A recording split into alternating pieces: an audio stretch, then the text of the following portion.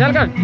Ani weellisaa Orgeessaa Keelli yeroo ammaa kana kun baachii hin qabnan jedhanii haala kanaan iddoo teerisa addabaabaa jedhamu dabarsuu dhorkanii halkan irraa kaasnee jechaa kan deemuu eegalle hin dabartan jedhanii dhorkanii warra baachii qabu qofatu darba jechuudha. Kanaafuu amma baay'ee rakkannee jiruu deemuu dhorkamnee jirra. Namoonni immoo kallattii adda addaatiin dhufan hundi isaanii garuu dadhabanii baay'ee rakkachaa jiru. Manneen inaatti gurramaa jiru. Suuraa malee yookaan. Odees. Abbaa daraa. Odees. Yaada kennitu. Mootummaa keenya gahaa akkuma argitan amma kan nuun jiru amma kan nuun jiru naannoo teessoo Addabaabaay jedhamudha. Teessoo Addabaabaay biratti hawaasni isaa amma kana baay'atu walitti qabamee jira.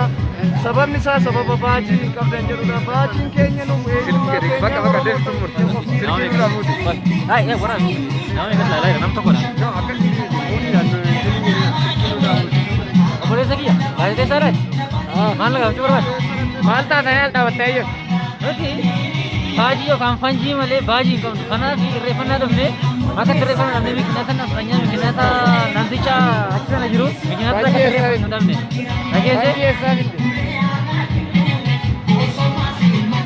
Down, Abi, down.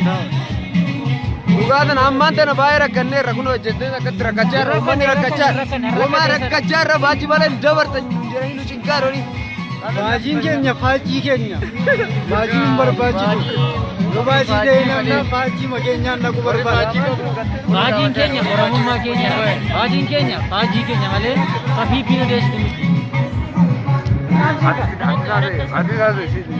Baajiin keenya.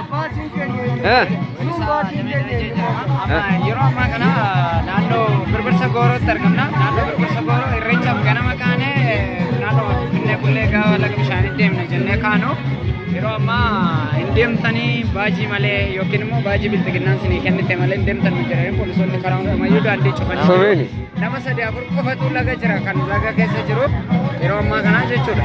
Kanaaf nuti kan nuti jennu boorellee harallee mootummaa kanaanii baajiin qabu baajiin kan keenya baajiin kan keenya eenyummaa keenya mallattoo keenyadha maleetu baajiidhaan irreechi nurra godhamu. Nu baay'attee baajiin keenya jechuun nuti baajiin keenya maalummaa keenya eenyummaa keenya uffata aadaatiin akkatti faayofnee jirra. Oromummaan keenya malee faayaan keenya.